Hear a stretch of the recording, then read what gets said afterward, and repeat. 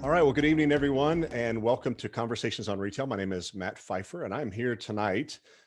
Beautiful day in Northwest Arkansas, by the way. I'm here this evening with Rick Boosey from KYYA Chocolate. Rick, how are you?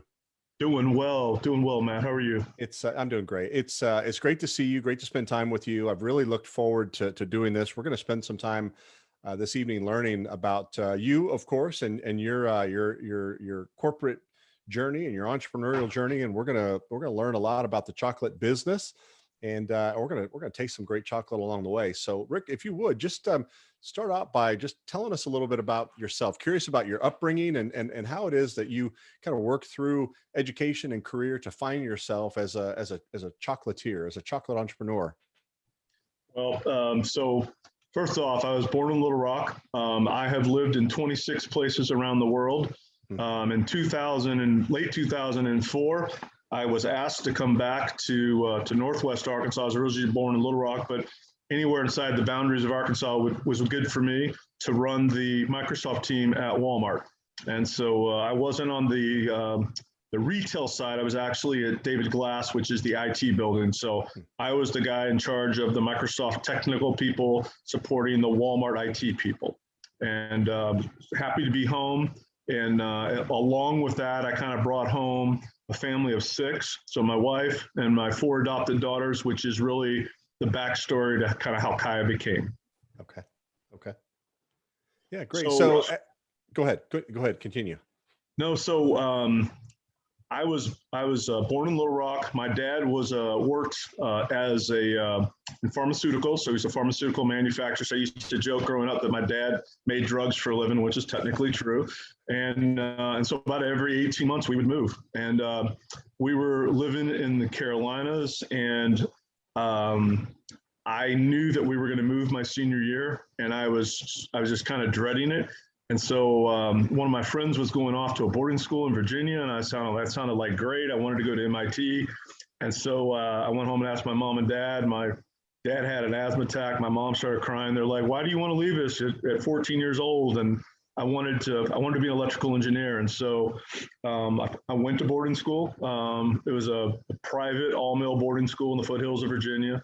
And I ultimately didn't end up going to MIT, but I went to a sister school called WPI, Worcester Polytech, became an electrical engineer, and then started my career building robotics in industry. So I worked at Spalding Sporting Goods as my first job. Long kind of career in a whole bunch of different areas. I was been blessed to work in supply chain, engineering, manufacturing, spent probably the last 15 plus years in sales, just pure sales. And like I said, I got a chance to come home to Northwest Arkansas, and I was on a trip to Africa over Christmas break to work in an orphanage. And our whole premise, our whole reason for going was to, I'm gonna turn that a little bit away from the sun there, maybe that'll be a little bit better. Our whole trip was to build this chicken farm for this orphanage of about 375 kids. And we raised some money through a fundraiser dinner, and we left right after Christmas. And the whole premise was we were just going to build this chicken farm.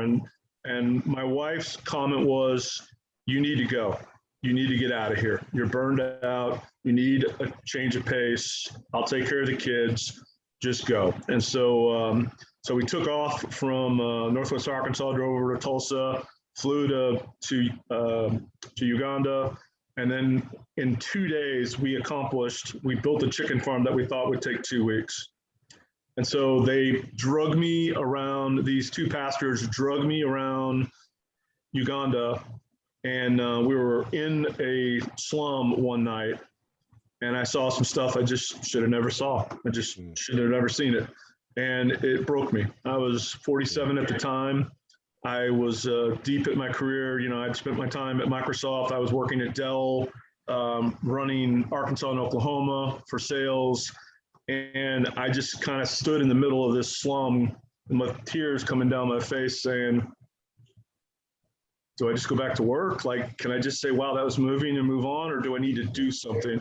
And that was one of the things at Microsoft, those 10 years that we were there, is it was very action-oriented, very results-oriented environment. And so at the end of every meeting, we would ask ourselves, what are we going to go do, right? So we don't have a meeting to have a meeting. We have a meeting to accomplish something. And so that very message I was asking, I have a strong faith. And so it's like, Lord, why am I in the middle of Uganda, bawling my eyes out? And he clearly said to me, son, why do you think you're here? Go do something. And so, like I said, we were supposed to be there for 2 weeks. It was the second day. We are all done building the chicken farm. The Ugandans had done all of the work in advance because they wanted us to fall in love with them, not just, the task of building a farm, which worked, right? They were very good at their little strategic move. And so I'm standing in the middle of the slum, bawling my eyes out.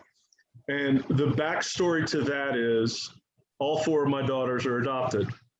And so I never got to go to any of the adoptions. I was working at Microsoft through both of them, and I couldn't get away. And so I never got that experience of the first time you put, a child in your arms and all of those things. And so I think it all just hit me like a ton of bricks. The kids my older ones were 12 at the time, and then I had a younger one that was 7. And so I was just kind of like, okay, let's go do something. So I went back to the home that we were staying in, and for the next basically 2 weeks, I started talking to the pastors about what could we do, right? And the idea was something that was for profit, that we could use the funds to help the orphanage without sitting there doing constant fundraisers. They just it always drove me crazy. You're constantly asking somebody else for money. And I wanted a concept of where we could pay our own way. And so we looked at 4 things. As we got towards the end of our trip, there were 4 things we looked at. We looked at seeds and salsas and beads and jewelry. I mean, everything in the whole gamut, right? Imported stuff. And as we kind of got to the end of it, we started thinking about what about the actual exports of Uganda? Number 1 was coffee. And if you're from Northwest Arkansas in 2005, I remember saying to myself, does Northwest Arkansas need another coffee house? And yet we open like a new one almost every day now, it seems like, right? 2 was cotton, and I didn't know anything about cotton. 3 was, let me get that sun out of our hair here. 3 was tea, and I didn't like tea. And number 4 was cacao, which is what we make chocolate from. And so to me, it was a no-brainer. There wasn't anything like this in Northwest Arkansas.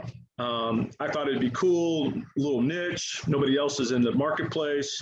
And it seemed like craft chocolate was about 10 years behind craft coffee, which was, again, behind craft beer. And so I thought it was a good place to go. And so that's kind of why we decided to make chocolate. Incredible. So what was the next step after having your heart broken in Uganda and then having your eyes open to what the opportunities would be? What did that transition period look like? Well, so the first thing is, where do you go learn stuff, right? Because we do the same thing with school kids all the time. Where do you go learn stuff, right? And so YouTube. So I did what everybody else in the universe does when you don't know how to do something. I go out and YouTube it, right? And so there were 20, 30 videos. I watched them all. I tried to make chocolate with all the videos. And it came down to, you can't make chocolate in a Vitamix, even though they blend really well. They don't work. You can't make chocolate with a mortar and pestle because your arms end up like the size, like Popeye the Sailor Man. And you need a conch or a melanger, which is the chocolate machine. And so I told my wife what I wanted to do when we'd gotten home in early January. And she just looked at me, and she knows I'm a little off center, and she's like, that's what you want to do. And so we bought about $75 worth of cacao nib, which really we didn't even buy bean the first trip. Tried to make chocolate. For about 6 months, we made some of the nastiest chocolate I have ever had. My kids named one of them expectorant chocolate. You'd spit it out as soon as you put it in your mouth. It was just nasty. We made the sandpaper chocolate, which it was so gritty, it would take the skin off the roof of your mouth. I mean, we made, and I joke, but it's probably true, we made 100 bad batches of chocolate before we finally got to we like it. And so it wasn't necessarily what we learned, it was what we excluded. Like, we won't do that again, move on. And so about 100 batches in, we made a good batch of chocolate. We liked it. We took it down to a local retailer. We said, hey, here's the deal. We want to sell chocolate. We want to take a portion of our proceeds, give it back to the places that we work with. At the time, it was all Uganda. And we sold our first 50 bars. My wife jokes I spent $5,000 to make that first $50, which Incredible. probably not the proudest part of my life, but it is what it is as a startup. Absolutely. Well, and then just to be able to stick with it after batch after batch after batch of bad chocolate, still believing that this is what you're supposed to be doing. Yeah, well, I think of most things in the entrepreneurial world. There are people that are like, you got to be perfect to launch, right? And in some places you do, right? If you're going to sell a Rolex, it's got to launch. But I think in the world I'm in, with the mission that we have, people have a little bit more grace. And quite frankly, right, we're talking chocolate, right? So at the end of the day, it is kind of a thing that people crave. And so it was easy to kind of keep plowing, because I would keep thinking back to the why, right? Why was I doing this? I was doing this to love on other people. And if we could do that and figure it out, right? I think perfection is kind of the enemy of most entrepreneurial efforts, right? Get it good and get it out there, and then listen, adjust, come back, and make those adjustments, and then tell everybody, communicate, hey, we made those adjustments, try it again. And so that's kind of been my mantra over that first year, which is get it to market any way we can. Even if we're dragging it in a cooler with dry ice, because we don't have another way to make it happen. We did some pretty crazy stuff those first couple of years. Yeah. And you were doing all this out of your kitchen in your home to begin with? Yeah, so Arkansas has the craft rules where you can make it in your kitchen when you're under a certain kind of volume. And we were making it in our sunroom in our kitchen. And I was actually kicked out of the kitchen to the laundry room. I was booted out of the laundry room to the sunroom.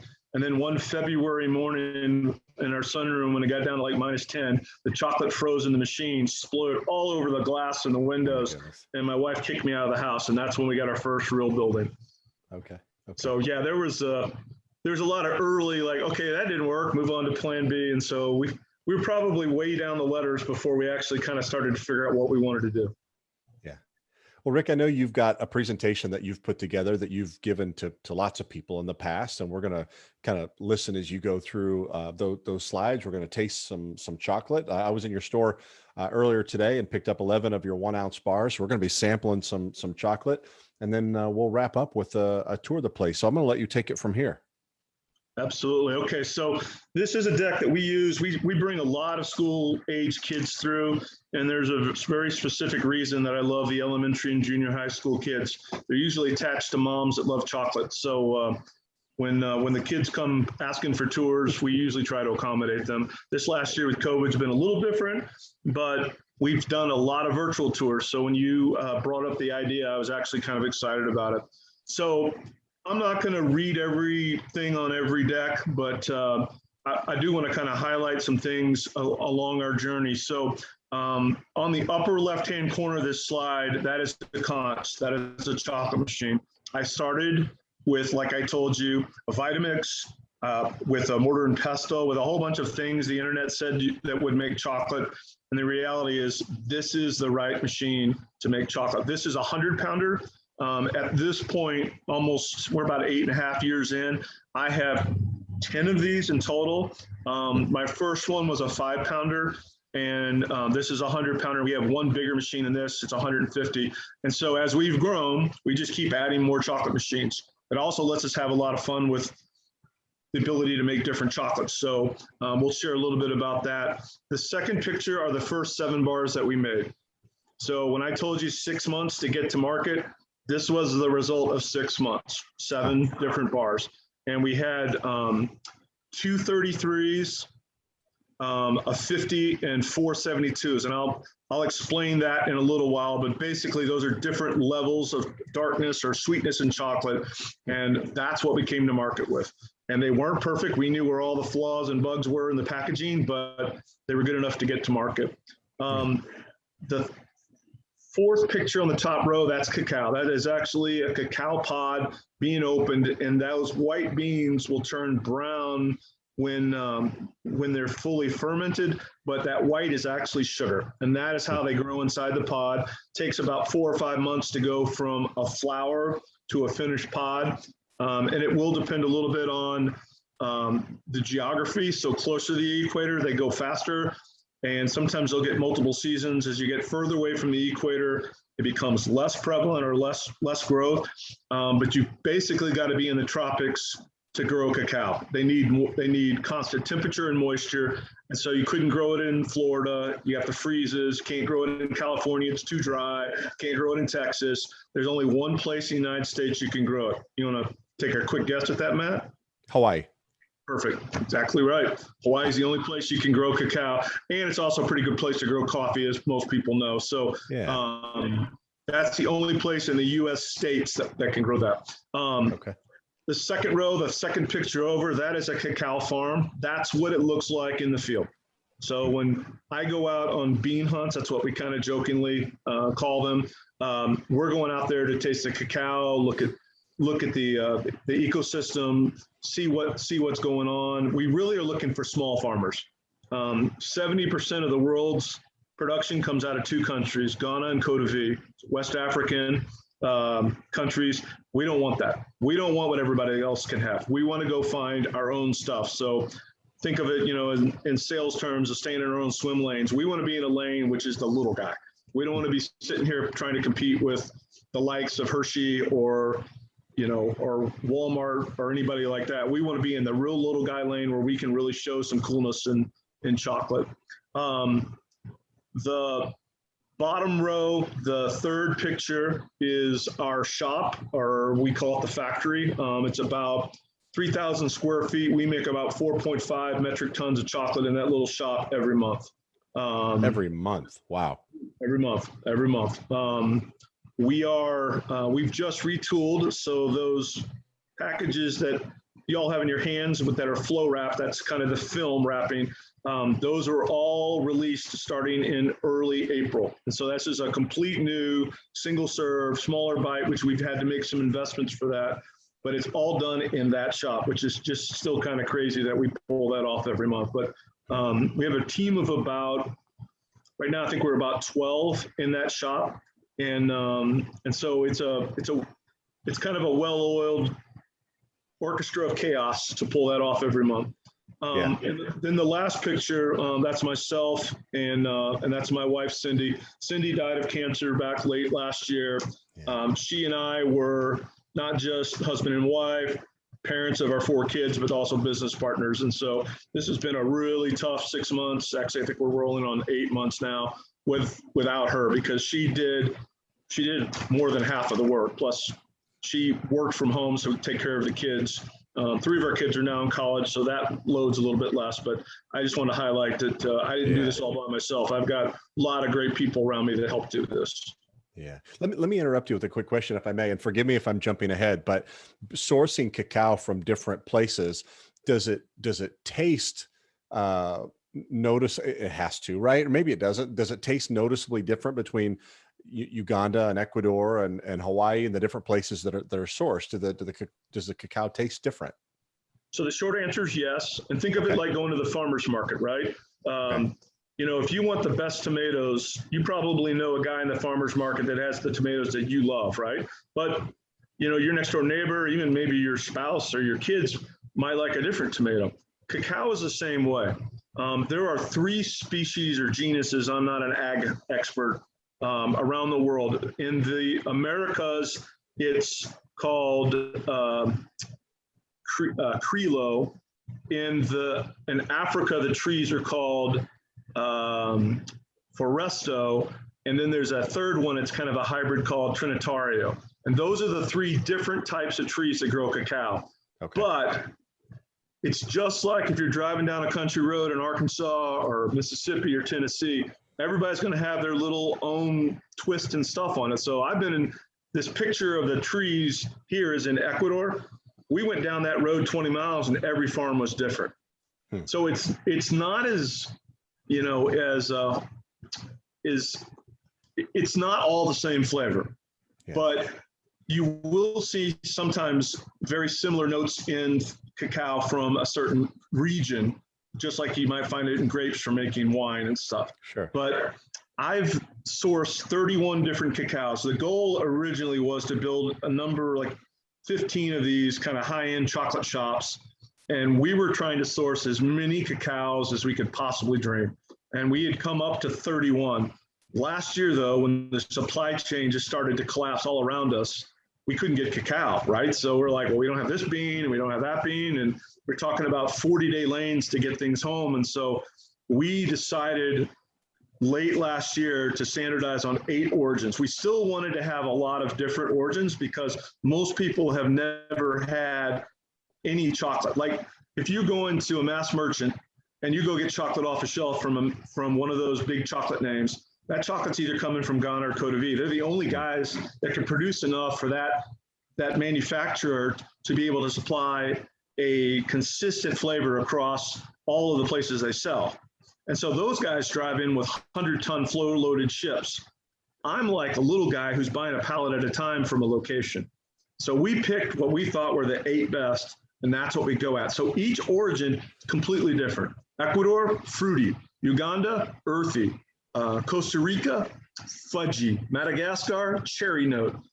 Mexico, it's got like a raspberry, like a real tart raspberry note. Tanzania, it's got some blueberry and raspberry notes. Cameroon, it's got some really strong caramel notes in it. So we wanted to not have the same flavor over and over again. We wanted actually to be different so that when you taste a bar, you're like, dang, I've never tasted that before. And it's really kind of one of our passions when we started this. But as we kind of pivoted last year, we're also like, we still want to keep some of that because that's our DNA. It's a great question. Okay. So do you want to continue on the slides? Yeah, please. Yeah, please. All righty, let's go on to next. So a little bit about kind of how I got to be here. So I was born in Little Rock, born on B Street, right down by War Memorial Stadium. My dad was the first to graduate from college. And I was real blessed to be able to really take advantage of school, right? My dad was the first to graduate from college, and his edict to us over and over again is, you are going to college. I don't care what you do. Do you want to be, do you want to just mix paint all day long? I don't care, but you're going to go to college. So he was wanting to pass along that which his dad had passed to him. I got to go to a couple of really cool camps, kind of fell in love with some things. Went away to boarding school eventually, and then pursued my undergrad in electrical engineering. I paid for my college by being a programmer developer all 4 years. And so I kind of walked out of college, luckily, with no debt at all. Started my MBA program. My first job was at Spalding Sporting Goods. We built robots. We built custom robots. And so got some real depth, real high-speed manufacturing training. And then I'm not going to read the rest of these, but I think the one that really kind of blew me away was Baxter and Microsoft. Baxter, because I got a chance to see the world. I literally moved the U.S. operations for our division over to Malaysia. And so I got a chance to travel, kind of work with other cultures. Pretty cool eye opener for that, for, this redneck kid from Little Rock, Arkansas. And then I got an inquiry one day to go work for Microsoft. And I thought it was like one of the guys that would work in like Best Buy, like, the little guys that help you out in the aisles and stuff. And I turned it down a couple of times. And then finally, what was my boss called me and said, hey man, we really want you to come up to Redmond and interview.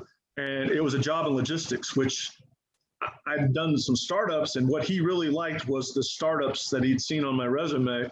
But I thought all Microsoft did was write code. So I was really kind of pushing back, and I didn't want to work in a store if it was a retail thing. And I think in those 10 years, I got 6 promotions, and I learned a ton about just worldwide operations and logistics and returns and transportation.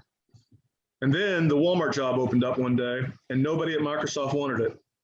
And it just so happened that a couple months previously, my mom had passed away, and I was dying to get home to Arkansas. And so I kind of was the only guy to step forward for the job. In fact, I was the only one to apply. And I had to come down and interview with the CIO and the CTO and a couple of other Walmart IT people. And it was just a great learning experience, right? There's nothing like calling on Walmart. You're like, right. I know the last thing my boss said to me before I came down, he said, Rick, this is like the 4th quarter and it's 3rd and 10 every single day, right? If you realize that, you'll do great. And I did okay. And towards the back of that time at Walmart, it got pretty hard. I mean, it's a pretty chew you up, spit you out kind of environment. And I think the Lord was just kind of calling me to move on towards other things. So we opened up a restaurant called World Garden, and it was on the Rainbow Curve in Bentonville. I lost about $400,000 in that adventure, lost my entire life earnings. And I can remember thinking to myself, okay, I was at the top of my game at Microsoft. I opened up a restaurant, which has now failed. I owe everybody money. Like, I'm done. Like, I screwed myself completely. And I got a phone call. We had bartered a catering job for a condo in Panama City, Panama City, Florida. And we went down there, and on Monday morning, we shut down the shop on Saturday. On Monday morning, I got a phone call from VMware saying, hey, we heard through the rumor mill that you closed your restaurant. Would you be interested in coming to work for us? That job paid off the $400,000 debt we had in 2 years to the day. Wow. Went back to work. Dell hired me away from VMware, and then KYYA was kind of, once I kind of got, I don't know, ungun shy again, I was like, all right, we got to do something. So that's kind of how we ended up starting KYYA again. That's how I got to chocolate. Well, and I don't want to spend a bunch of time on this, but the thing I remember about World Garden, by the way, I didn't know you then. I certainly didn't know it was your restaurant, but that was also a kind of a mission-driven business, if I'm not mistaken, right? You know, KYYA is just World Garden Part 2. That's all it is. But yes, very, very similar. That's what really I remember. DNA level stuff. Like, let's just do some good in the world. Yeah, that's great. Okay. All right. So let's eat some chocolate. So we see the yum. That's kind of our key to eat, and the kids love this. So I think the adults would love this as well. So I'm going to kind of start us from sweet to dark, so that you can kind of taste the differences as we move through here. So Matt, do you have a 35 sea salt and caramel? 35 sea salt. And should be a red package. I do. I have it right in front of me. All right. Right there. So why don't you take a sample? Here's a little tip. If you're going to do a chocolate tasting, one, you don't want to drink anything cold. Cold will prevent the cocoa butter from melting in your mouth. So room temperature waters, even if we're going to pair them with wines, you want room temps, because once you put something cold in your mouth from fridge or something, it's going to drop to about 40 degrees, and those cocoa butters aren't going to melt. The second thing is, our taste buds are on the top of our tongue. So we want to put it on the top of our tongue, press it up to the roof of our mouth, and not chew it, but just let it melt. So if you want to go ahead and do that, and while you're doing that, I'll kind of walk through the rest of this. So we've got 5 senses, and one of the things I've learned over the last 8.5 years is if you close your eyes, it's a lot easier to focus on the little flavors that are rolling around. So most of the flavors are on our taste buds, are on the top of our mouth. And so as that melts, it's going to kind of gently come down the back of your tongue. And so you can kind of focus and say, what am I tasting? These will have little nuances. You might taste something that I don't, but primarily you'll catch the flavors of these chocolates. The other thing is, because these are single origins, meaning they're being made from one farm, they're going to have flavors that you might not taste from other chocolates. Right. So that particular one, those have got some caramel notes in it. I think it's just a really smooth chocolate, and it's a 35. 35 means it's 35% cacao, and the balance is whatever the ingredients are, which in this case is sugar. We use a little bit of vanilla and a little bit of sea salt. And when I say a little bit, 50 milligrams of vanilla and 25 milligrams of sea salt per bar, very, very, very low numbers.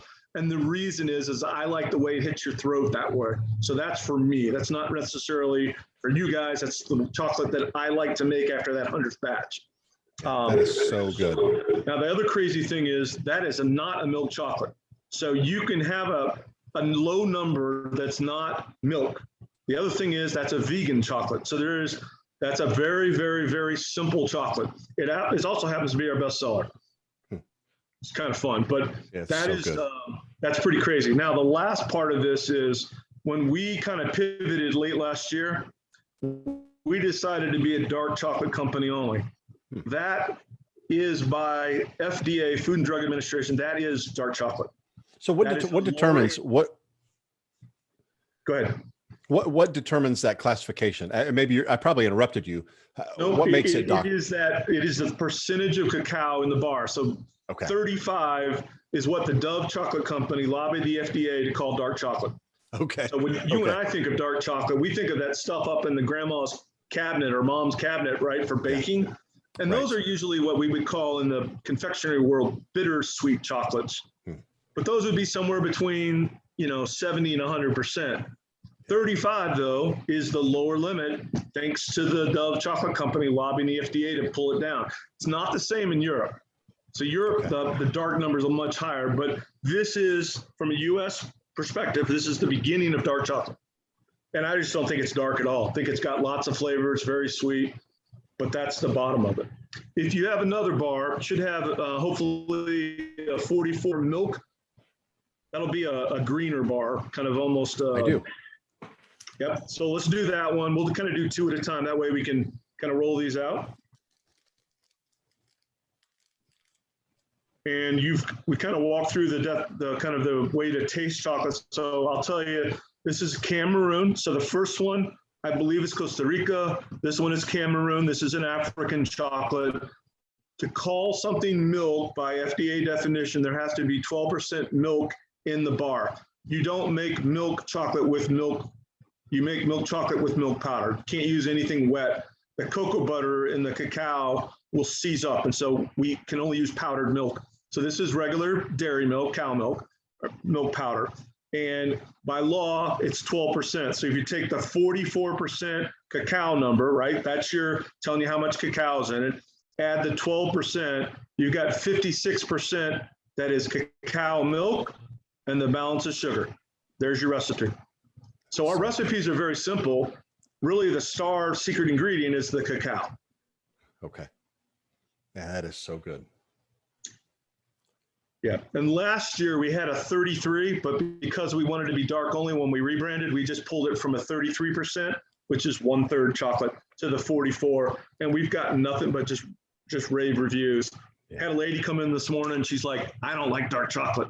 And I was like, I had a little sample off to the side, and I said, here, try this. I didn't tell her it was dark chocolate. She ate it, she goes, oh, this is so good. And I said, well, this is dark chocolate. And she was like, it's fun to watch people's face light up when they realize that dark chocolate can taste good. Yeah. All right. You want to keep going? Yeah, absolutely. So one more look at this one there and move on. Awesome. So this is kind of our mission statement. I worked in corporate world for a long time. You got to have a mission statement. Ours simply is we practically love on people through chocolate. And then this is one of the ones that kids always ask is, where does KYYA come from? It came from the original Greek spelling, which I've got in parentheses there, which just means simple or pure. And so we thought that was a good title. Our mission's pretty pure. We want to love on people, and our ingredients are pretty simple and pure as well. Like we strive for the best ingredients possible. And so we thought KYYA was a good name. The original was taken up, so all social media, web, all that junk was already taken. There's 4 couples that bounced this idea around of a company name for about 6 weeks. I printed it out one time. It was 63 pages long of brainstorming names, and obviously KYYA won. So thought that was cool. This is, I'm not going to read every one of these little things, but I think the key to here is there's so much diversity in chocolate, and more than likely you haven't tasted it. And so I believe there's about 60 countries that will show cacao on exports, but we know there's countries that are beyond that because we've been in the country and we've tasted it. So I believe about 85 countries grow cacao. Our goal originally, kind of that epiphany moment when we were coming back from Uganda after crying in the middle of the slum, was 40. And we hit 31, and we did that in 8 years. So we could hit 40 if we want to. I think at the end of the day, we'll continue to look for the best chocolates that we can find and use those. Now, the right top slide is kind of looks like a fan. Those are the flavors that you can find in cacao. And this one is, I think, about 40 or 50. I've tasted 104 different flavors in the 31 cacaos we've brought home. And so it's just amazing, the diversity of chocolate around the world. Like, it's just crazy how we think, well, chocolate is a Hershey's, is a Hershey's bar. Couldn't be further from the truth. Chocolate comes in all kinds of different unique notes in them. You can have nutty notes, floral notes. You can have coffee notes, fudgy notes. It just continues to blow my mind away as we were sourcing different chocolates. The whole time we were doing it, we're looking for ones that don't copy the next one. So we wouldn't have a fruity chocolate over and over again. We would just rule it out because we didn't want to just duplicate stuff. The average farmer on that bottom 5 to 10 acres, those are the guys that we go to go meet with. And so we do those bean hunts to go find relationships with small guys around the world. That costs money, it takes time, about 1.5 to 2 years to kind of nail down somebody that we can trust. Sometimes we lose them because of economics. Sometimes we lose them like in Venezuela because geopolitical, like we just couldn't get cacao out of there anymore. Sometimes the relationship falls apart. Not everything works out, but for the guys that we direct haul with, it's taken some time, and the way a relationship is kind of honed is, through adversity usually, not through the sunny days. And so I really like the guys that we work with, and we're able to make a difference. We'll show you that in a couple slides, but how we make a difference in their lives as well. Well, and a quick question, if I may, and again, forgive me if I'm jumping ahead or causing you to jump ahead, but so you're dealing directly with the growers. You're not working with brokers and distributors. So how, in terms of your negotiation with them, is it payment up front? Is it payment on delivery? How do you get it, how do you get it shipped and through customs and kind of door to door? What does that look like? Yep. So I would say our goal is to have them all direct. When we're not direct, we go through a fair trade. And fair trade, I'll show you a picture of the guys that I've met with down in Ecuador. They never heard of fair trade. So fair trade tends to be in the city, further up the supply chain. We've got 4 that are direct hauls right now, and I feel pretty proud of that, but it takes time. And so we can't afford a floor-loaded 100-ton ship, and I definitely can't afford even a full container, not when you're bringing in 8 different chocolates, at this point of our company's life. And so I do the tricks that I learned my time at Microsoft.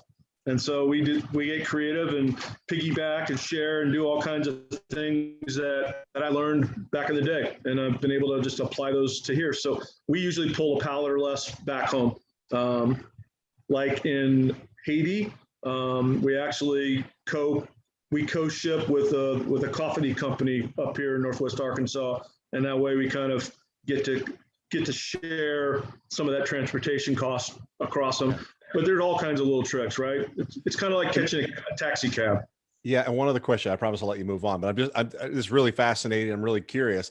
Are you constantly flowing cacao in, or is it more of a all at once, couple of times, once, twice, handful of times a year, and you're storing it and using it and then reordering? What does that look like? Remember, if I can get this picture back, remember that little building right there? Yeah. All right, that building is 2,800 square feet. I couldn't hold a container worth of bean in there. So we are flowing it regularly, not bulk buying. So we're not doing it once a year. Plus, that way it stays fresher. Cacao from hitting our dock to going bad is 2 years or less, just depending on how it's stored. We try to do our best to keep it there, but I don't want more than a couple months on hand at any one time. So rather than move big hauls, which then consumes large transactions of capital, right? I move smalls, and I just keep a 40-day supply inbound to keep making sure that we don't run out at any point. Are we perfect? Nah. Do the supply chains sometimes bite us? Absolutely. Did we run out of Uganda for like 4 months last year? Yes. Did I tell my customers? No, I just advised them to buy other things through the thing. And we literally made it with like, I don't know, 100 bars left on the shelf that time. But, it's kind of one of the reasons we brought it down to 8, because we know these 8 are readily available and they're consistent. They're not necessarily the largest, but they're the most important to us. All right, keep going. Yes, please. Great questions. So the current chocolate industry, so 70% of the cacao comes from 3 countries. Again, that is Ghana, Cote d'Ivoire, which is the Ivory Coast, and Indonesia. China is on the run. They're growing cacao in southern China. It's like anything coming out of China. The first couple passes might not be perfect, but they are good at learning and continuous improvement. So I would not be surprised to see China start popping up on that list at some point. Most of the chocolate is homogenized, meaning there's no difference in flavor. And again, I think we described that a little bit because they're going into different markets. They might sit on a shelf for multiple years in their supply chain. So it's very different than what I wanted to do, which would be a disruptor and do something different.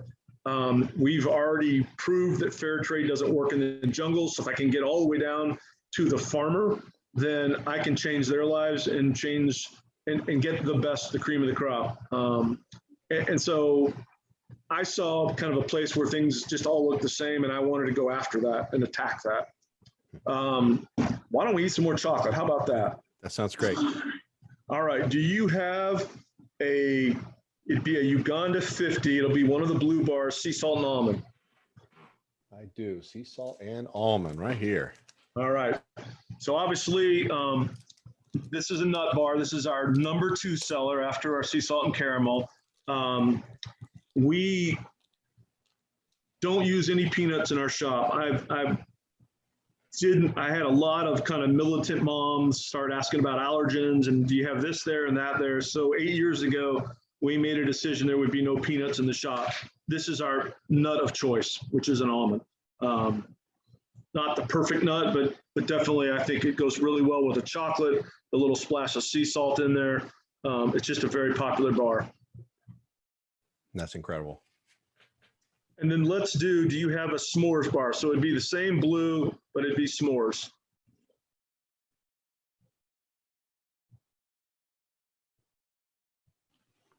Let's see. I have a strawberry infused, and then I've got this, which I ripped a corner off. Is this it here? That looks like that's single origin. Let's do the strawberry one. So that one is okay. A 50 as well, but that's from Haiti. So we're into a Caribbean cacao, and most of the islands grow cacao. So Jamaica grows cacao all the way through the Caribbean, just not lots of volume. Strawberry infused. There you go. There you go. And so strawberries have been kind of a pain in our rear end for a number of years. We constantly get asked, do you make chocolate covered strawberries? The reality is a chocolate covered strawberry's got about a 5-day life. And so for Mother's Day every year, we'll roll out, a couple thousand dozen of them. But the reality is strawberries don't last. So we learned a trick a long time ago. Freeze dried is our friend. And so all of the fruit that we're going to probably deal with tonight is freeze dried. And that preserves the flavor. It doesn't add any other ingredients to the ingredient list. And it just gives you kind of a real clean, crisp flavor here. That's and really good. These 15 bars that we've kind of rejigged or pivoted to came down from 72 bars last year when we walked into COVID. So we were bringing them down so that we can get out to more retailers and make sure things are on the shelf. Now the last one the other one that you just pulled out, that is a single origin 50. Why don't we do that one too? Okay. And we did this one right there for everyone to see. And the single origin means there's nothing added to this bar. So it is cacao, it is sugar, sea salt, and vanilla. And like I said, the sea salt and vanilla are on the milligram levels. So this one, you really can taste the cacao. Uganda's kind of got, when you roast it, so cacao is roasted. When we do the tour, you can kind of see our roaster. You smell, when you're roasting Uganda, you smell like biscuits at Grandpa's house on Sunday morning. It's just real comforting feel. There are some earthy notes in there. So, and I mean earth, not like dirt, but earthy as in just deep chocolate. And then I taste a little bit of raisins and raisins in that chocolate as well, just lightly in there. So little shots of raisins. Now, the reason I'm pretty good at tasting the flavors is I'm like the super pickest eater in the world. So I hate most of these flavors. So they're real easy for me to find because I'm like, raisins. Right. But again, these new bars are in a 1 ounce single serve size. And so it's not too guilty versus most of these art chocolate guys that, have a 2, a 3, a 4 ounce bar. because of a trick that we learned, we can package these up in a lot smaller. And so it's not as much of a guilty pleasure as it is if you're grabbing a 4-ounce bar of chocolate and then you got to wrap it up and put it back in a Ziploc bag and throw it in the pantry. Yeah. All right. You want to keep going? Yes, please. All right. So this is kind of our model. If you haven't read this book, I think I would highly recommend it. I was reading this book when I was in Uganda working at the orphanage. I read Purple Cow by Seth Godin. It's just an amazing book. And basically the Reader's Digest version or the Cliff Notes are, do what you love, go big or go home. Just don't even bother getting out of bed in the morning. And, you know, I was at Dell at that point for almost 6 years. There's nothing wrong with selling software. Dell, it provided well for my family, you know, but it's like, I wanted to do something like cool and my mark on life and something my kids would go, my dad made chocolate, you know, not that I knew I was making chocolate. Yeah. And so that book was kind of almost read at the same time as a way to like, let's go do something really cool and crazy. These other items are the things that we decided that we would separate ourselves from the rest of the pack. So sourcing bean model, not many people do that. Reinvestments, meaning, you know, give back profit that we make. The partnerships. So we actually make chocolate bars with 175 companies besides ourselves. Some of them, you know, some of them are up and down the roads in Northwest Arkansas, big names, little names. Some of them you'll never know. We make 45 coffee-infused chocolate bars with 45 coffee houses around the U.S. And there's no reason that number can't be 100. It's just time, energy, and, you know, there's only so much you can get in a day. We're actually working on 5 of those right now. We're working with a coffee house over in Tulsa. We're working with a real famous shop down in Seaside, Florida. We love making custom bars. And so it gives us an ability to keep us sharp, try new things, and be creative. And I'm a creative guy. We're a sales culture first and foremost. We sell first, but every one of the folks that works for me, the first thing we do is we sell. So when the customer walks in the shop, that's the first thing we do. We address them when we walk in within 10 seconds. Even if there's 100 people in the shop, he's like, we saw you, we acknowledge you, we'll get to you as soon as we can. And even when that was absolutely my experience when I was at your store today. I was no more in the door. And by the way, I didn't feel like I was being harassed at all. It was just like, I noticed you're here. I'm glad you're here. How can I help you? So it was a great experience. And we built a sales script. So the second question should be, hi, if they don't know you, have you been in the store before? And then they literally have little forks in the road that they're guiding you and educating you, but you shouldn't feel it. It shouldn't be like, you know, scripted, like you're walking into a cell phone store or something. But most of the folks we hire are really good, and I'm really proud of them. And so we don't get a lot of turnover because I think we hire slow, and we train, and we try to take good care of them. We also sell solutions. So from the beginning, it wasn't just about chocolate bars, because at Dell and Microsoft, we were always selling a stack of something. And so I thought the same thing, like, why can't I sell everything a coffee house might need, or a retailer? And so we're selling different solutions that we've added along the time. And then I'm constantly learning. I get schooled more by the 11-year-old kid who was a missionary in Costa Rica when I'm talking to a middle school than I ever do by an adult. Because that kid was learning how to make chocolate when he was 5, and probably knows more than I'll ever know. And so, but we're constantly learning. And I think it's part of my culture. I just like to learn. Yeah. All right. So this is one of our trips. This is what a bean hunt would look like. This is outside of Machala, Ecuador. That is myself in the red shirt and the blue jeans. And then Mario is standing next to me. He was my interpreter. I took Latin in high school instead of Spanish. That was a mistake, but c'est la vie for that. I took my 2 daughters with me. This was their 15th birthday present. And if you look on that picture on the right, the last girl on the far right is my daughter. It looks like it's Madison sitting there. She's a little bored, but the coolest part of the trip was we got back into Miami the night we had finished the 2-week trip, and she goes, Dad, I never have to say it. She goes, Dad, I get it. I'll never complain again. Yeah.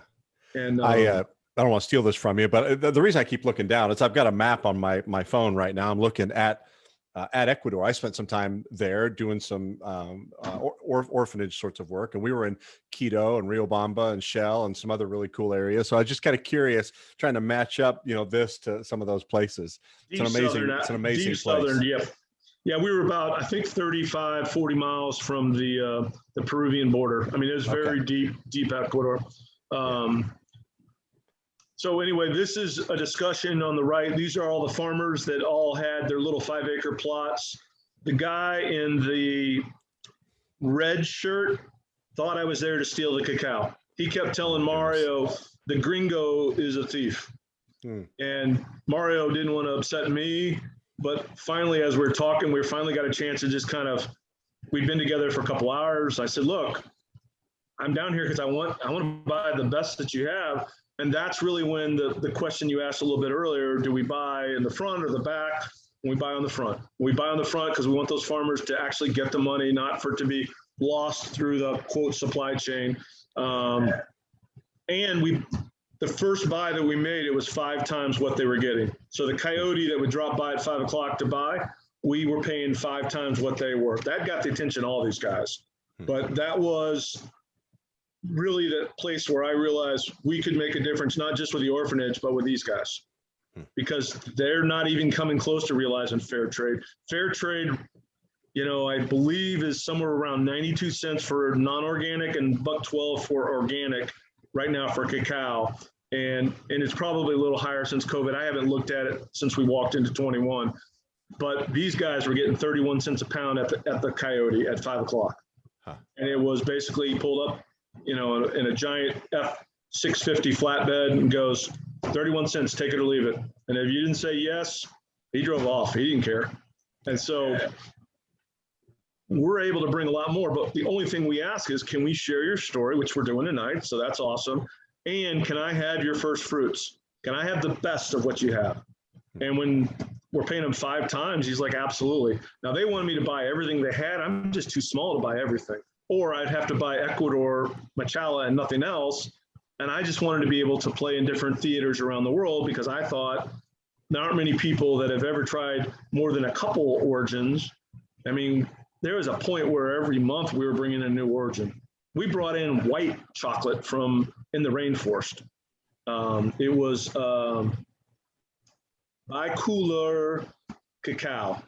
So it was white. And it tasted like peanut butter. And the only problem was it really wasn't a harvestable crop. It was like he brought, the guy that we were working with had brought back like 10 kilos of it. And so we made it and we're like, people loved it. It's like, man, that's peanut butter. Like, that's cacao. It just ain't anything you've ever had before. But the supply chain's got to be strong enough. And so we were able to buy from one guy out of this crew. And again, if we can keep growing, we buy from 2. And so you got to start somewhere, and humble beginnings aren't a bad place to start. This is the model, and this is one of the things that the teachers, especially the economics teachers and teachers, we have some of these high schools in Northwest Arkansas are pretty advanced because we've got such a logistics hub here with all of the retailers and stuff going on. So I won't completely read this to you, but in the original supply chain, there's about 10 people that touch it between farmer and me. My vision was, because I knew how to move stuff around the world, we could strip that down to 3.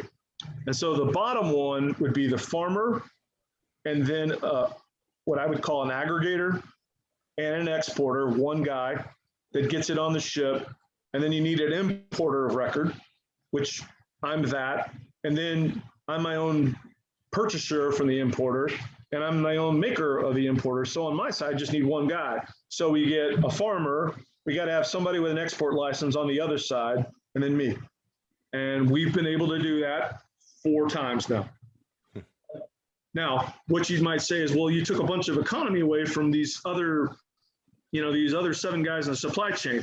No, we haven't. What happens is every guy makes about 10 to 20% every time it moves up the supply chain, right? Just value add. And think of it, the way I think of it is farmer, if you follow this top row, farmer to, a guy in a city, to a regional guy, to maybe a guy in a state, like a state capital, like Little Rock, who might drive it down to a port. And then we start working our way back down the US side. All we're doing is we're making the supply chain more efficient. My job at Microsoft for the first 6 years was to make the supply chain more efficient. So it was stuff that I already knew how to do. There's just like, how do you apply that to cacao? So that's the economic model. And at the end of the day, my first batch of cacao I bought was $7.75 a pound. Like I told you, fair trade's at $1.12, 92 for the low end non-organic. We paid $1.63, but the guy was actually getting 31 cents. So we paid $1.63. So it was like a 5X. He made 5 times what he was making. And for kids, especially school age kids, we're like, we'll ask a kid, like, who works at McDonald's, and kid will raise his hand, how much you make, $10 an hour. I said, okay, if I offered you $50 an hour, would you be interested? And the kids all like start, yeah. And so that's what we're doing on a very small scale. Yeah. That's really awesome. All right, let's eat some more chocolate. How about that? Very good. Do you have a Love Bar? You might not, because I know that we're making that right now. I don't think it would so. Be a pink bar, okay? I don't. Do you have a sugar-free bar? I do. An orange? Yes. So this one is from Mexico, and this is from the state of Tabasco. So the Tabasco plant that we're all aware of, this is where this kind of originates from. The cacao bean is an old set of co-op farmers that a guy on the US side has been going down to kind of help these guys. And so he reached out to me. We did a couple Zoom calls. I realized that there's a lot of opportunity here. A lot of people have never seen Mexican cacao. Technically, it's from the state of Tabasco, like the state of Arkansas, but it's got a tart raspberry note in the chocolate. When my wife started chemo, she couldn't eat any sugar, and her favorite bar was our Uganda sea salt and almond. And so I told her, look, I'll make you what you need, hon. You're more important than anything in the world. So we made a sugar-free Mexico sea salt and almond. So that's a sugar-free bar. We pretty proud of that bar. My wife ate a lot of those bars over the last 2 years. So so good. So that's one. And then, do you have a Monkey Fury? That would be the blue one with the design on it. I do. This one right here. So remember I mentioned a little while ago that we make coffee infused chocolates for about 45 coffee houses. This is the best seller of everything we make. Maybe not the most volume, but the best seller overall. This is a 7 Monkey Fury espresso coffee ground and then stirred in by hand, because everything we do is by hand, stirred into that Madagascar 55% chocolate. So it's a 55, meaning it's 55% cacao, 45% sugar. And Madagascar has kind of a cherry note. So you got a little bit of the cherry notes going on. You got that 7 Monkey espresso. It's a pretty cool bar. I am not a coffee drinker, but that is so good. That is so good. Yeah, I may have to polish that one off when we wrap up. Cool. And then, do you have a 72 Madagascar? That'd be one of the green ones too. 72. Oh, I do. Yeah, right here. Okay. All right. So to me, this is the best chocolate in the planet. I'd put this bar up against anybody's bar in the whole country, probably the whole world. The 72 tells you it's 72% cacao, and then it's basically 28% sugar, the little bits of vanilla and sea salt that I add to all my bars. And now you're tasting a single origin chocolate with some really distinctive notes. The primary note, I kind of equate this to like a 4-story building. On the top floor, the most prominent is that cherry note. Underneath that, a little bit of apricots and raisins. As it starts to come down the back of your throat, you're going to taste a little bit of red wine. That's part of the fermentation process that they did. And then down in the basement, about 1 out of 50 to 100 will tell me they swear there's bananas in that bar. I don't taste them, but about 1 to 20, 1 to 50 taste bananas. And I'm just like, okay, we can't write every flavor that we taste at the bar. I taste the cherry. Unfortunately, and by the way, the chocolate's amazing. I'm like you. I can't stand raisins. And now this tastes amazing, but you can definitely taste the raisin in this one. It's so good. Well, cool, cool. So let's keep going. So this is kind of, as we start to get into like putting a business plan together, there's 10,000 chocolate companies worldwide. When I started 8 years ago, there were about 200 bean-to-bar companies. That number keeps growing every year. Of the 400 that I see today, about 75 of them do some level of direct sourcing from the farm. About 75 of those we find in healthier retailers, so not necessarily the same 75, but we're in Whole Foods, we're in Fresh Market, we're natural grocers, we're not nationwide. We actually got invited to go nationwide with Fresh Market about 2 weeks ago, and then by the time we got to the candy buyer's final decision, she's like, we just didn't have enough window for this year. So we've been put on the review for next year, and that's we'll be the overnight success, right? We've only been in business 9 years to go nationwide with our friends at Fresh Market, but we're not going to just wait on that. We're working on a lot of other cool things as well. We're also, so this is one of the other cool things that we do, is we make single origin chocolate syrup. So I'll be right back here. Yeah.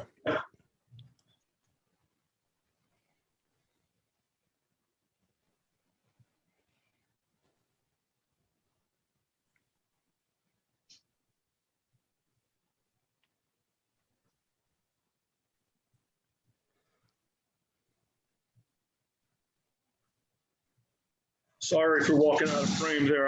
No worries. I didn't think to grab this before we started. So we're only one of 2 manufacturers that I know of that make a single origin chocolate syrup. So this is an Ecuadorian single origin chocolate syrup. The flavor notes of Ecuador cacao beans are sitting in this chocolate syrup, used by about 150 coffee houses across the country. Which led us to this little bad boy. Our little Arkansas Elm Springs company actually sells to the Pioneer Woman. And this is one of the things that goes up to her shop every month. She sells this Ecuador chocolate syrup in a kind of a consumer size. And then about a year ago, we started making these little 8-ounce bottles, and we were making them to take to coffee houses because it was kind of frustrating giving away 64 ounces when they might not necessarily become a customer of ours. So we came up with this little sample size, and these actually have taken off. So this is an 8-ounce size, and it gives about 4 drinks worth of chocolate syrup. And so it's been really fun to do that. But we're actually doing 3 single origin chocolate syrups. We do an Ecuador, a Ghana, and a Colombian. And we've actually found a way to kind of take basically a toddy and concentrate it and put it in the syrup. So we actually don't just have a Colombian chocolate syrup, but we have a Colombian coffee infused chocolate syrup. It's basically a mocha in a jar, and it's crazy good. And so those are our 3 offers that just no one else really has offers in the US. So we're pretty pumped about that, and that market's growing really fast.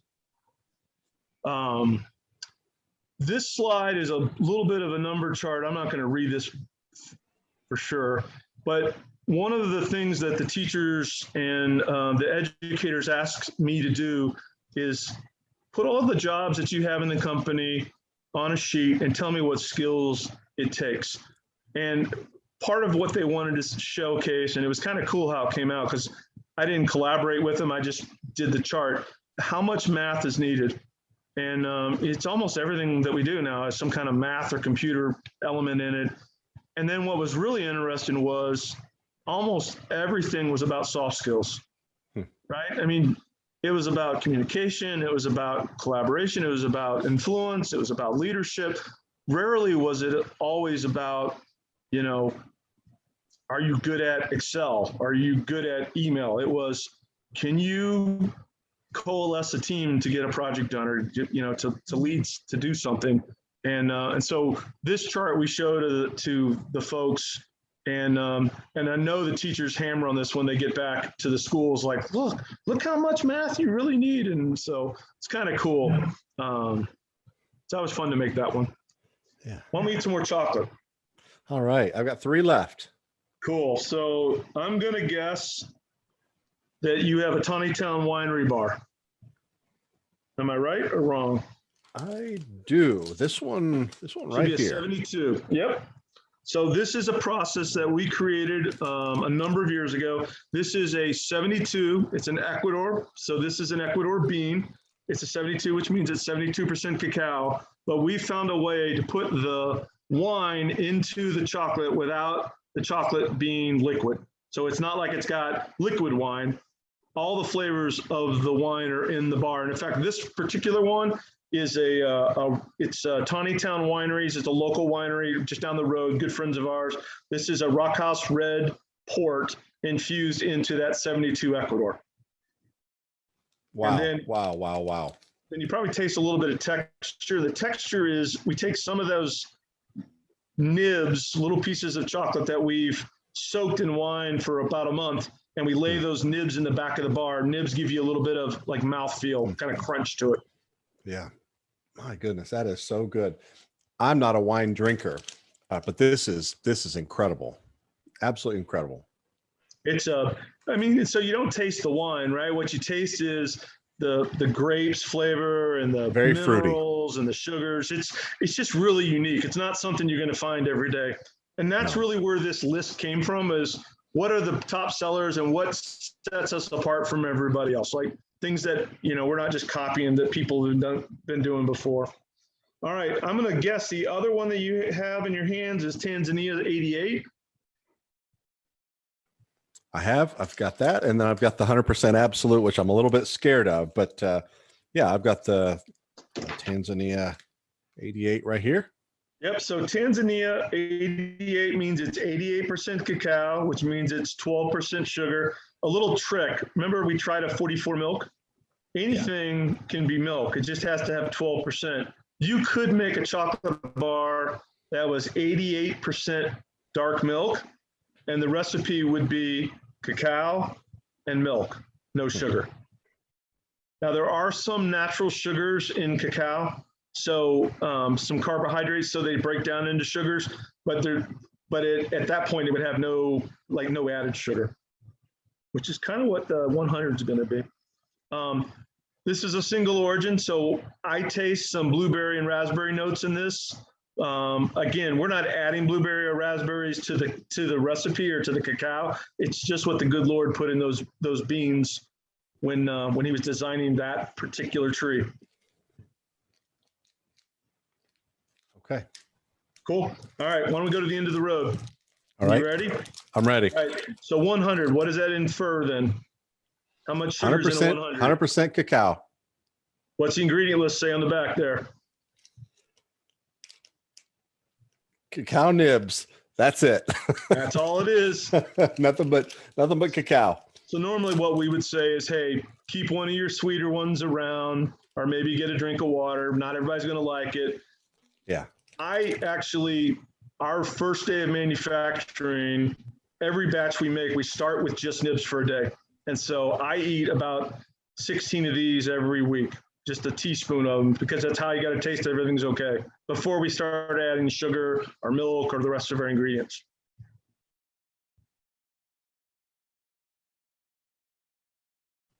It is bold. That's the word. It's bold. Yeah. And when we were nicknaming the chocolate darknesses, that's what we kept coming up with. It's really stinking bold. Really. And that one, I think we actually call that one the absolute chocolate, because there's nothing else to it. Yeah. Huh. Incredible. I can't imagine buying chocolate at the grocery store again after having gone through these 11 with you? I mean, it makes me question if it's even chocolate. Well, I mean, a lot of people make good chocolate, right? I mean, I think at the end of the day, if you turn this off, I was getting ready for a tour.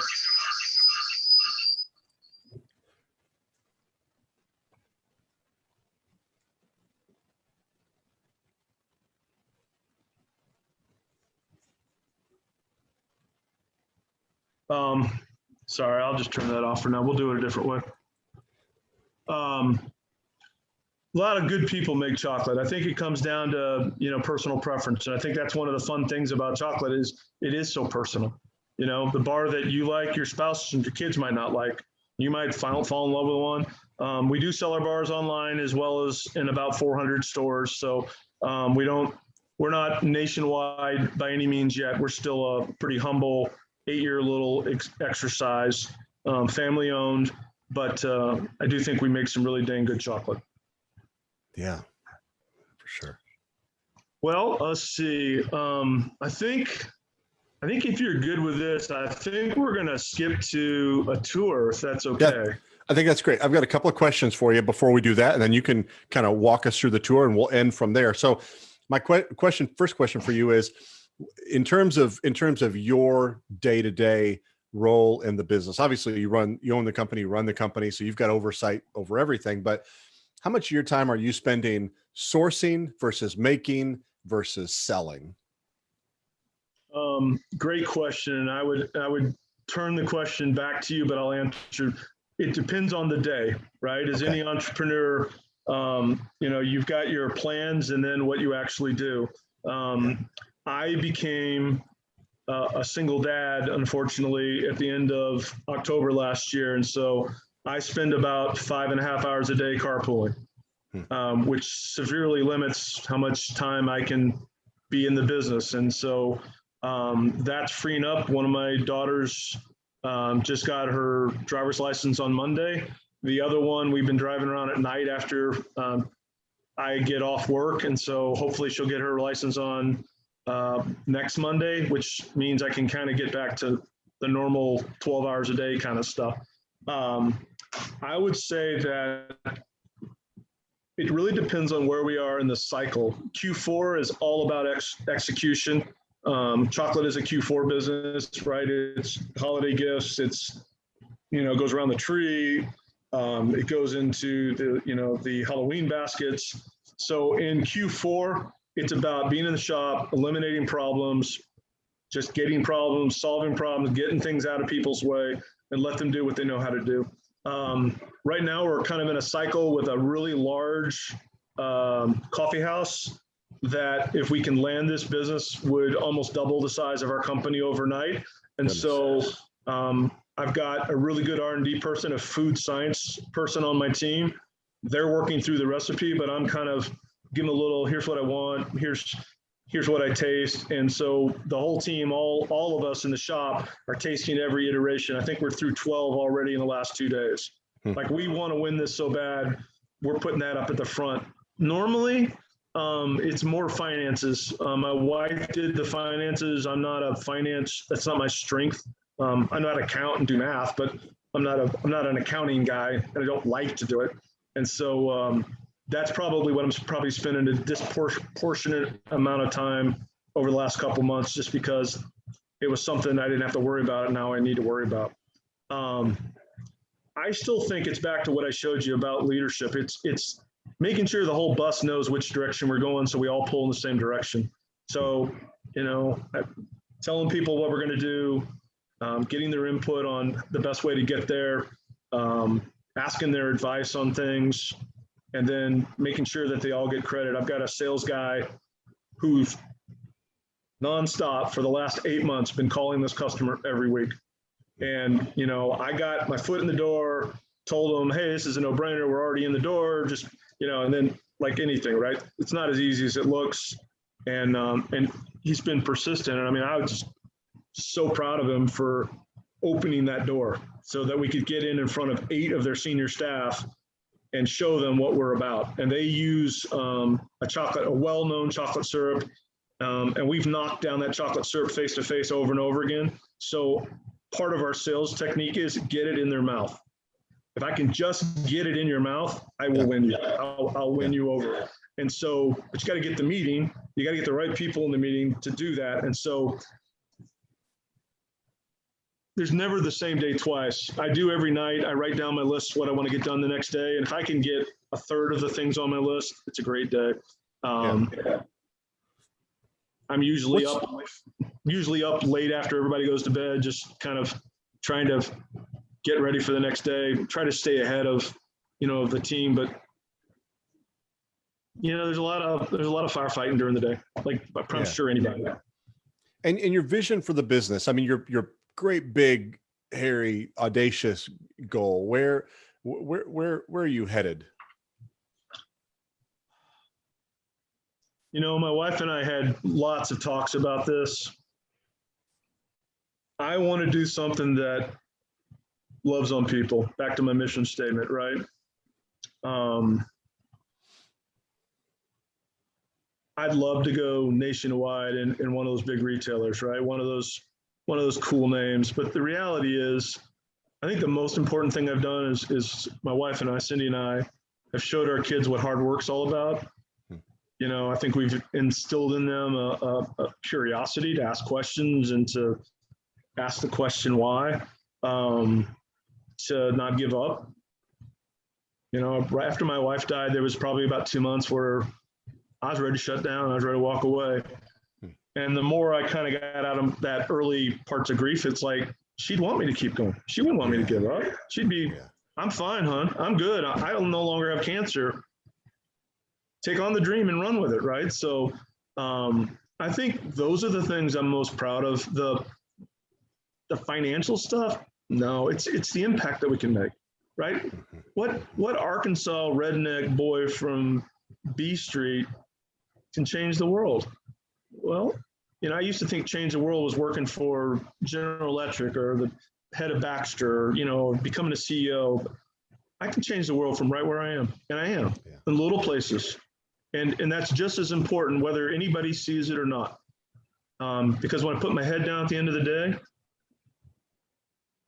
I can sit to myself and say, you did a good job, kid. Yeah.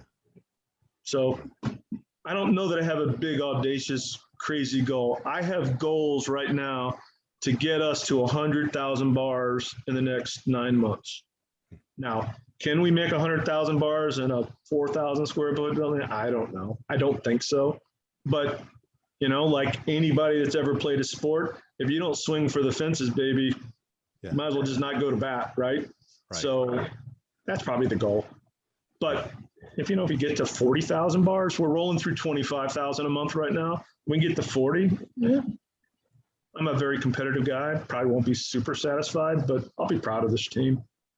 Yeah. We've gone through a lot, right? We've all gone through COVID, like all of us together, right? Yeah. Some industries fared better, right? I got a friend that owns a bookstore. They did really well. I got friends that own bars. They did poorly. I got friends that own liquor stores. They did really well. I fought cancer with my wife last year, hard. And so to me, it's, it's peaks and valleys stuff. At the end of the day, it's a legacy I can leave for my kids. Yeah. So, well, let's see the place. All right. So we're in a 62-year-old gas station. So this is an old building, and I picked it because it's close to the house and because I want to spend my money on equipment instead of spending all my money on fancy buildings. Okay. So this is where we start the process. This is our roaster. If you've ever seen a coffee roaster, it's very similar, except it's been customized for cacao, which is very, very delicate. So think of cacao like barbecue. You can make barbecue in an hour, but it ain't going to be good. If you take your time, keep the temperatures down, you're going to make some of that really amazing barbecue. And so this roaster never lets the beans get above 250 versus coffee, you might see beans getting up close to 500. From here, in this process, this is a 5-kilo roaster, 11 pounds. We can do 44 pounds an hour in this roaster. So we can roast hundreds of pounds per day. And if you remember, most of our chocolates are in the 50s. So if we roast 400 pounds of cacao bean, we're going to end up with 800 pounds of chocolate because we'll add sugar to that recipe. Once we're done with that, we're going to move over here to our new winnower. So this winnower will winnow, which is taking the beans and getting the husk off of them. And what you end up with is this beautiful site called nib.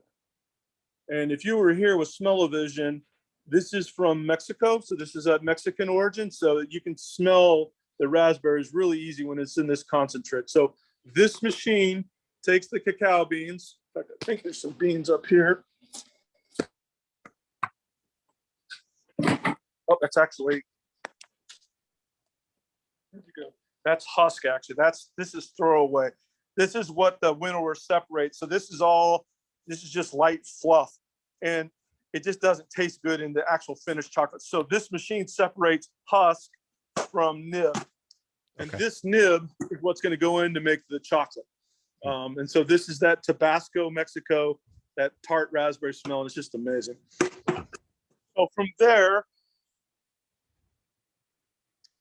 come over to the conches. And a conch or a melanger is what makes the chocolate. So this particular one, we have 10 of these. These are stone wheels. They're made out of black granite. And the bottom that you can't see in here, I don't know how to turn my phone on with the flash while we're doing that's video. good. I can see it. But the bottom is actually made of a 4-inch thick stone as well. So even though it looks like stainless tub, the wheels are riding loosely. I'll turn it on here so you can hear it, see it. And so the wheels ride on the stones and they crush the nib. The nib is made of two things. It's made of cocoa and cocoa butter. So the nibs that we just saw, the wheels crush the nib, and once they run around here enough, they heat up the stones, and the stones allow the cocoa butter, which is the other ingredient in here, to melt.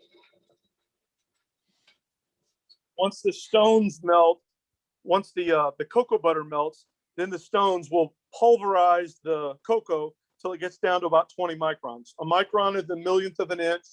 Essentially, 50 microns is about the width of a hair. And so you can't taste it anymore as a solid, but it's still there. And I think that's one of the reasons why artisan chocolate's so much better than the big, huge chocolate makers, because they're using giant ball bearing machines to stir stuff. And so it's very homogenized. Again, kind of big batch, small batch stuff. And we just, again, I don't think everything I've ever had that's amazing is usually small batch. So I have 10 of these machines. This is actually number 8 on the list. And then they're scattered throughout the shop. There's a whole bunch of them. Once the chocolate is made, which takes about 3 days, we roll over here to, this is Willy Wonka land. So this is called a tempering machine. We use a certain brand here. It's called, it's FBM. They're all built out of Italy. I don't know why, but chocolate, Italy, France, they built some pretty good equipment. This is a stream of chocolate, okay? So in the bowl down here is 50 pounds of chocolate. So essentially from the 100-pound conches, we could put 2 fills of this thing. Then the chocolate goes down through a hole in the bottom, comes up this auger in the back, which has a refrigeration unit in it, and then comes out this head, which has a heater in it, and then out the tube, and then recirculates. So this is called a continuous tempering machine. And what it does is we make our own chocolate molds here. So this is our mold. We designed this mold in Adobe Illustrator, take it over to a laser CNC that we have. We burn a master mold, and then we have a thermoformer, which makes this what we call the working molds. And this is an 8-up mold. So there's 8 bars on each one of these molds. And then we have hundreds and hundreds of these molds. The user will come in, and I'm going to just kind of show for quick effect here. There's a foot switch that they operate the machine on. So they actually operate down here. They don't touch anything. And they'd have gloves on. And they hit this button, and it starts a sequence, and you'll see it drop, and then they're going to put the thing under here, and they're just going to go under here, and they're going to fill each one of these cavities with chocolate. Now, it doesn't look real pretty, but what happens is when they're done is there's a vibration table that I don't have on the machine right now, but it vibrates the chocolate like that. And after about 15 or 20 seconds, you got a finished bar. Okay. That bar goes into our cooler, and we're actually in the midst of building an automated line so that they don't have to walk it to the cooler. It literally will just go to the cooler, stand in the cooler for about 30 minutes. And then when it's done, it will come out here to our packaging line. And so you can kind of see, I just shut that one off. So you can see today's work right here. So there's usually about 450 bars per tray. And if you just walk down through here, this is today's workload. And then there's, we just brought out a new rack because we started to go past what we've been doing as we're growing. And then you can kind of see here, here's the Andy bar, which we didn't have today when you stopped by. Here's the Love bar, which we didn't have today when you stopped by, but they were being molded. And so they just go down. And so everything's got a traveler. And then the biggest investment that we made is this bad boy right here. So we bought an honest to God flow wrapper we actually purchased it in August, right before my wife took a turn for the worse. And so this is what the big kids use. The reason we bought it is we wanted to shrink the size of the bar, but there were 73 cents in every chocolate bar that we made in our old package of labor and packaging materials. And we just couldn't take it out. And if we made a smaller bar, it just made everything worse because that 73 cents is just a constant in there. Whether it was a big bar or a small bar, it's pretty much the same. So this one actually is a film now, and it's a flow wrapper, just like a Hershey's or any of the big kids. And this is a 1983 model, just completely renovated and ran through. And my old packaging was 100 bars an hour. This one is 1,966 bars an hour. Wow. So we can package more in 1 hour here than we could do in a whole week in the old process. And so we're just now kind of finding our stride with this thing. So it's the big game changer because now we can drop the size of the bar and we can have a single serve bar and we can drop the price of the bar. And so that's kind of the big changes that we've made lately. And on a unit basis, what are you saving on packaging? Great question. So this machine, film labor literally goes to like 0.002 cents per unit now because we just have one lady sitting over here loading bars. And then, film right now we're making very small purchases. So I think it's, 11 cents a bar now to package all in versus the 73 cents. Incredible. And I wish I'd done it like 5 years ago, but I didn't know. I mean, I didn't know what I didn't know, but now I know. So, and then from there, I mean, we ship all over the country. So as you can see, this is a very small shop, but a whole bunch of stuff went to Tulsa yesterday, about 1,100 pounds. 1,100 pounds went to Little Rock on Monday. We do lots of small parcel. And then the other thing that's kind of cool for retailers is we spent the better part of 6 weeks working on this display. And really what it did is it's probably my proudest moment ever of putting something together from a marketing perspective, because every time I walk in with this, it comes loaded with 5 different SKUs, and it's kind of the way we want to sell. And it integrates the dark chocolate story together. So here's what it looks like on the counter. And almost the last 2 weeks, 6 times we've walked in the front door with this displayer, and they bought before we could put it on their desk. Like the buyer literally goes, "I want that." And I wish I could take all credit for it, but the team we all kind of pitched in to come up with this, including, which I thought was a cool trick, is we actually put a QR code on here. So that QR code we got right off of google.com, and it literally takes the customer to our backstory. So even if they don't know who we are, sitting on a retail shelf somewhere, they can learn about us in 5 seconds, which is one of the Great pieces idea. of feedback we got, that we weren't very good at telling our story because we were a small guy and nobody had heard of us before. So, Yeah. So anyway, that's pretty much it. All right, Rick, this has been fascinating. I really appreciate you making so much time to share the story and the vision, and give us a look at the place. Like I said, I was in your store today. I've been in your store a lot of times over the years, and so exciting to see something so cool being created right here in Northwest Arkansas. That's not just for, not just a commercial endeavor, but a business that's really making an impact, around the world, quite literally. So thank you so much. For anyone that's interested in buying chocolate from KYYA, it's give me your website, Rick. I want to make sure I don't mess it up. Sure. So our website is www, obviously, KYYA, KYYA chocolate.com. So no spaces, just KYYA, KYYA chocolate.com. And all of our social medias are KYYA Chocolate as well. So just at KYYA Chocolate, no matter where you're on, you're pretty much going to get to our social media page. All right. Well, Rick, thank you again for making the time to do this tonight, and best of wishes going forward. Best of wishes to you and your family, and hope business continues to go well for you. Thank you so much. Thanks again for the opportunity tonight. Thank you. Have a great night.